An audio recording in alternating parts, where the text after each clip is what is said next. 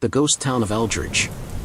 It was a crisp autumn night when 5 friends, James, Sarah, Alex, Emily, and Tom, decided to embark on an adventure that would change their lives forever. Eldridge, a small town abandoned for over 50 years, had long been rumored to be haunted. The group, fueled by a mix of skepticism and curiosity, thought it would be the perfect spot for a weekend trip. The legend of Eldridge was well known in the surrounding areas. Once a thriving mining town, it was said to have been abandoned almost overnight after a series of mysterious deaths and disappearances.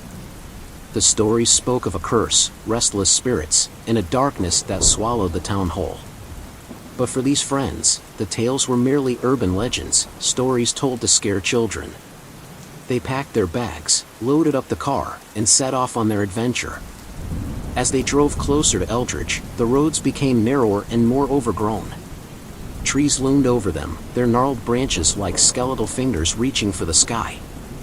A thick fog began to roll in, reducing visibility and giving everything an eerie, ghostly quality.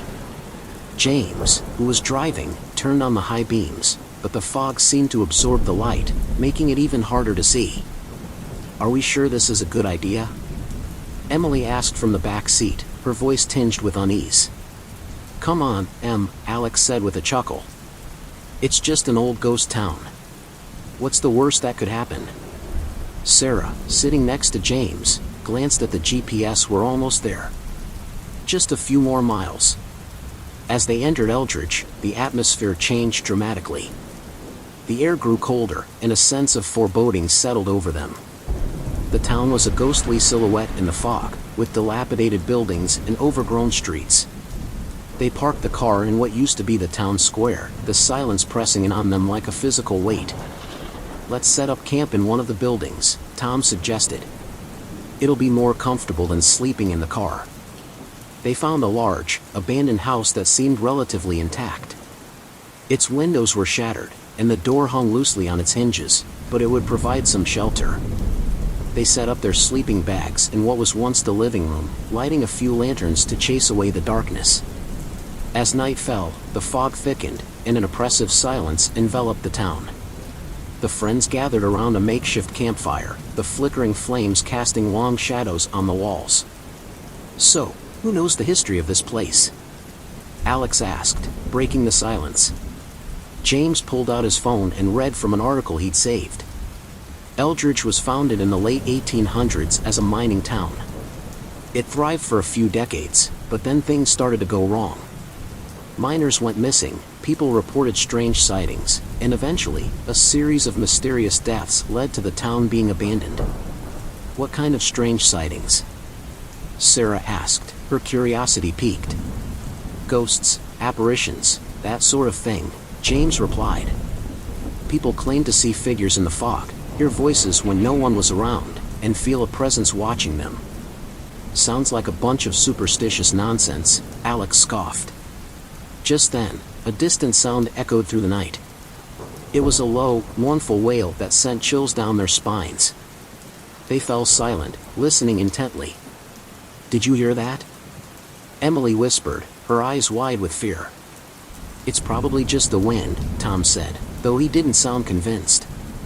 The wailing continued, growing louder and more distinct. It was the sound of a woman crying, filled with sorrow and despair. The friends exchanged uneasy glances. "Maybe we should check it out," James suggested, trying to sound brave. "Are you crazy?" Emily exclaimed. "We should stay here where it's safe." "Come on, Em. It's probably just an animal or something," Alex said, standing up. "Let's go see." Reluctantly, the others followed him. They grabbed their flashlights and stepped out into the foggy night. The sound seemed to be coming from the direction of the old church at the edge of town. As they approached, the crying grew louder and more haunting, resonating with an otherworldly quality. The church was in ruins, its roof caved in and its walls crumbling. They pushed open the creaking door and stepped inside. The air was frigid, and the scent of decay filled their nostrils. The crying stopped abruptly, replaced by an oppressive silence. "Hello?" James called out, his voice echoing in the empty space. There was no response. they swept their flashlights around the room, the beams cutting through the darkness. The pews were broken and covered in dust, and the altar was draped with cobwebs. A large, cracked mirror hung on the far wall, reflecting their anxious faces. "There's nothing here," Alex said, sounding disappointed. "Let's go back." But as they turned to leave, the mirror began to ripple, like water disturbed by a pebble. The friends froze, staring in horror as a ghostly figure emerged from the glass. It was a woman in a tattered dress, her face twisted in anguish. Her eyes were hollow, and her mouth moved silently, as if crying out for help. "Run!" James shouted, but his voice seemed to come from far away. The friends bolted from the church, their hearts pounding in their chests. The fog seemed thicker now, pressing in on them from all sides. They stumbled through the streets, disoriented and terrified. The wailing resumed, louder and more insistent, echoing in their ears. They finally made it back to the house and slammed the door shut, leaning against it as if to keep the ghosts at bay. Their breaths came in ragged gasps, and their faces were pale with fear. "What the hell was that?" Sarah cried, her eyes wide with terror. "I don't know," James said, his voice shaking. "But we need to get out of here." Just then, the lanterns flickered and went out, plunging them into darkness. The temperature dropped even further, and they could see their breath in the cold air. A low, guttural growl filled the room, and they realized with horror that they were not alone. "Stay close," Tom whispered, his voice trembling. "We need to stick together." They huddled together, their flashlights the only source of light. The growling grew louder, and they could see shadows moving in the corners of the room. Figures began to materialize, ghostly apparitions with hollow eyes and skeletal hands. They reached out, their fingers brushing against the friend's skin, sending chills down their spines. "We have to get out of here," Emily screamed, bolting for the door. The others followed, but as they stepped outside, they were met with a wall of fog so thick they could barely see each other. The wailing and growling surrounded them, coming from all directions. They stumbled blindly through the streets, their hearts pounding in their chests. "Where's the car?" Alex shouted, his voice filled with panic. "I don't know," James replied. "I can't see anything." Suddenly, the ground beneath them gave way, and they tumbled into a dark, cavernous pit. They landed hard on the rocky floor, their flashlights flickering and dying. The air was thick with the stench of decay, and they could hear the sound of something slithering in the darkness. "Is everyone okay?" Sarah asked, her voice trembling. "I think so," Alex replied, groaning in pain. "But where are we?" James fumbled for his phone and turned on the flashlight. The weak beam revealed walls covered in strange, ancient symbols. The air was heavy with a sense of malevolence, and they could feel eyes watching them from the shadows. "We need to find a way out," James said, trying to keep his voice steady. They began to move cautiously through the cavern, their footsteps echoing in the darkness. The symbols on the walls seemed to glow faintly, casting an eerie light. The slithering sound grew louder, and they could hear whispers in a language they didn't understand. Suddenly, a figure emerged from the shadows. It was tall and gaunt, with hollow eyes and a skeletal grin. Its bony fingers reached out, and they could see blood dripping from its nails. "Run!" Tom shouted, pushing the others forward. They sprinted through the cavern, their hearts pounding in their chests. The figure pursued them, its footsteps echoing in the darkness. They could hear its raspy breath and feel its cold presence closing in on them.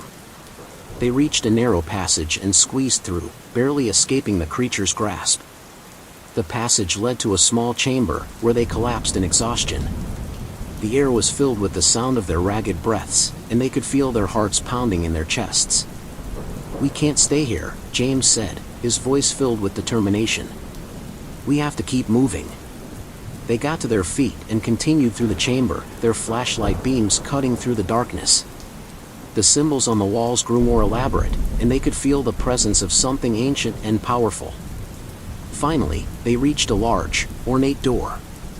It was covered in intricate carvings, and they could feel a strange energy emanating from it. James pushed it open, and they stepped into a massive, cathedral-like chamber.